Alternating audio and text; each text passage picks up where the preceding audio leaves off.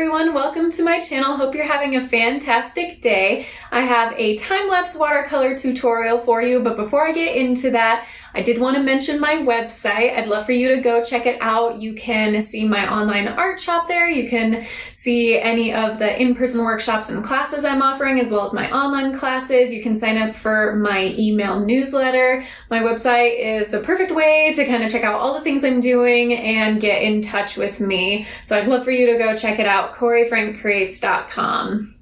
Okay, today's tutorial, you can kind of see it here on the table. It is a small lilac painting, and it's all about keeping everything really loose, taking advantage of that wet into wet technique when you're first starting out to get really loose florals.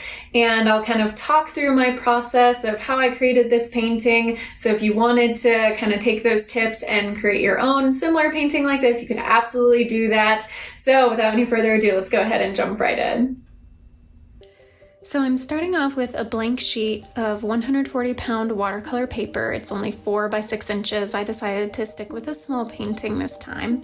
And I'm using my oval wash brush, sometimes called a cat's tongue brush because of its shape. And I started out with just clean water on the brush, and I laid it down over the surface of the paper just to have a layer of water down so I could use that wet into wet technique, which involves adding the wet paint and pigment to an already wet surface. And I have a purple that I have mixed up myself on my palette. It's a combination of ultramarine blue and alizarin crimson. If you want to mix up your own purple and don't already have one in your palette, you can add those two colors together and they work really well for creating a nice purple. And so I was laying that in also with some alizarin crimson for some of the more red parts of the lilac. And if you want to see the reference image that I'm using as inspiration for this painting, it is linked in the description. It's from unsplash.com, which has copyright-free images, but I always like to give the photographer credit. So really quickly moving in here, you can tell I was kind of trying to quickly lay things in before my water dried, and I did in fact, when I started adding some of that sap green color, I did actually have to add a little more of the water to the surface. And as I was moving along and adding some color, the initial wet portions started to dry, which was exactly what I wanted, because the idea with a sort of loose floral painting is you want to start out with these loose colors and tones in the background that just hint at the shape of what you're actually painting. So you could kind of tell very loosely there were these clouds of color that sort of hinted at a sort of bouquet type shape. And then once those initial washes of color that you've laid down have dried, you can go back in with more of a detailed brush. This is a size 4 round brush, which comes to a nice fine point, and I can fill in a lot of detail there. So now I'm going back over that dry pigment and adding some more detail, darkening those shadows, adding little spots to hint at like all these little shapes and variations and overlapping of the petals of the flowers. And as well as with the leaves, I've left those a little looser, but there are several spots where you can see I actually painted the leaf shape amidst the looser green tones to really suggest that there are leaves happening in here. And there were some areas on the sort of left side of this bouquet of flowers that were very dark, so I started with going in with the darkest tones of my purple, so really as thick paint as I could get, not too watered down, as well as with that sap green. But when I wanted to make it even darker, I then added some Payne's gray, which is very, very deep bluish gray tone, and a lot of the time I prefer using Payne's gray over black just because it adds a richness of color. So you can see again, just really adding dimension to our painting. You want to have a contrast between light and dark, so it's really going to help to have some of those darkest tones where the shadows are and where those overlapping leaves and branches and flowers are happening. And then you can leave some of the other areas a little looser or much lighter. Like here, the part I'm working on is kind of that sort of upper, slightly off center to the right portion where we have kind of just these more secluded clumps of the lilac flowers kind of coming up out of the bouquet, and so I just added very light little hints of detail there, but not too dark. Again, just wanting to have that variation in tone.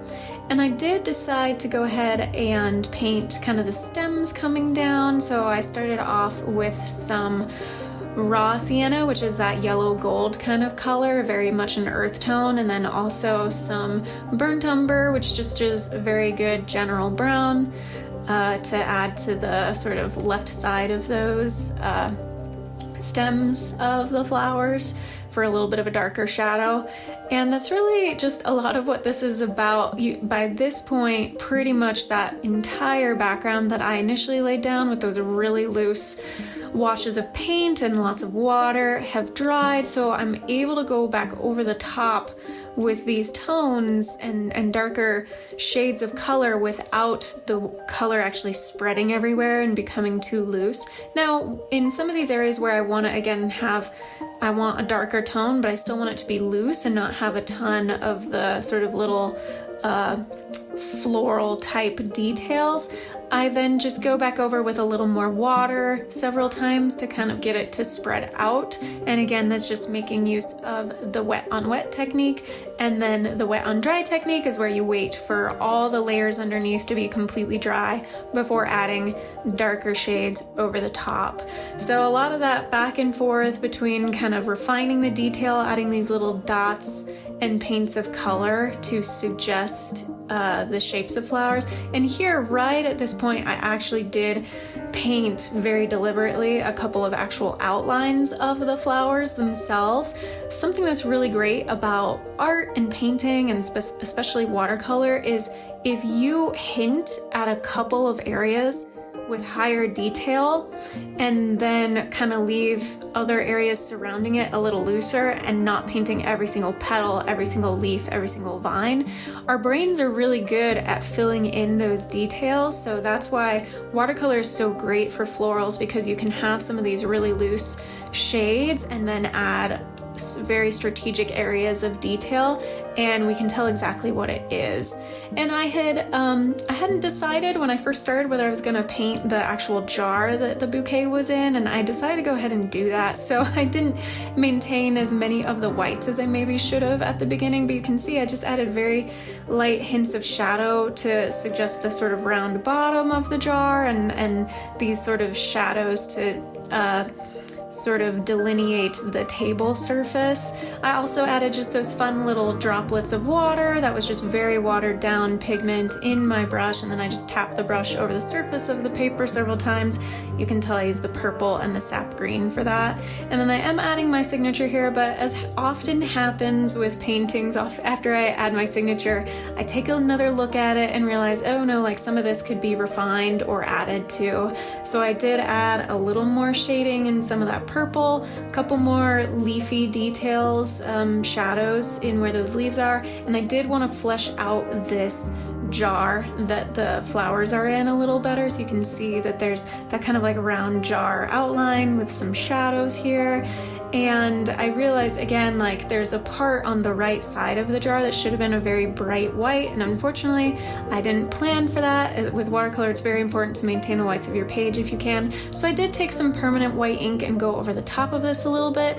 Didn't spend a ton of time on it, but I did want to go ahead and establish the sort of right side of that jar a little bit so it's a little more highlighted. Added a little more shadow around there again to make it show up, and that is all there is to it. There's the final piece.